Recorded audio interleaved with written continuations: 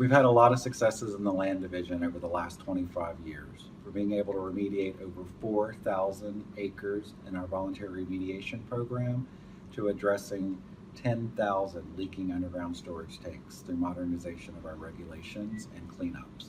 We've also had a lot of success in cleaning up over 1,300 waste tire piles and removing 24 million tires from throughout the Commonwealth and reducing that number to under 100, and making sure that our hazardous waste sites are cleaned up properly by ensuring the corrective action is accomplished at over 90 sites and reaching our RIPRA 2020 goals for the Commonwealth.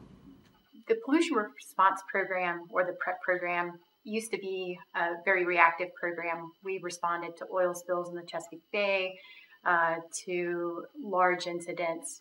It was very response driven. But in the last 25 years, we really tried to evolve with what was happening nationally, regionally, and we're now more engaged in a preparedness or planning, and trying to prepare better by building relationships with our local and state partners and our federal partners, exercising with our local and state partners, planning, making sure that we have put a lot of thought into how we bring the best resources and the most resources to a response.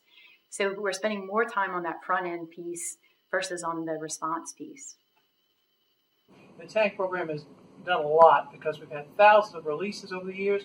Thousands and thousands back in the 80s and 90s have now dwindled down quite a bit, and yet we're still dealing with lots of issues. So prevention is the key. Prevention is the key to this whole program, and all the new requirements are using preventive methods to make sure we don't have leaks that permanently destroy our groundwater resources. The improvements have been huge. The number of releases that we saw at the onset were there were large numbers of releases, and they were large scale releases because tanks before then had not been adequately monitored.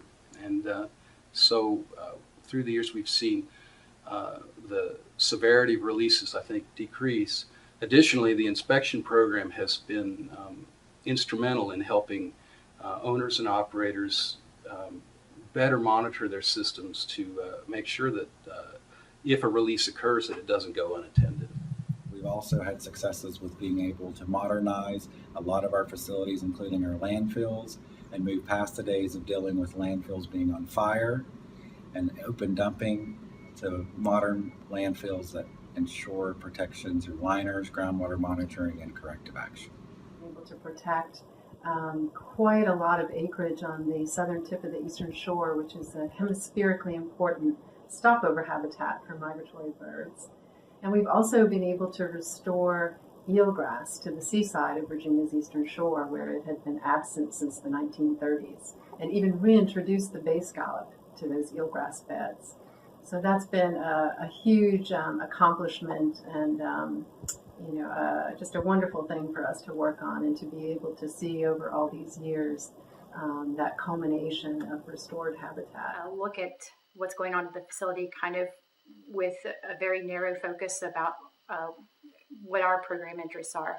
But being co-located and being one agency allows us to work across program lines and look and see how our programs overlap and better coordinate and have a better single response from the agency than individual responses that sometimes might be conflicting and might not result in the best outcome.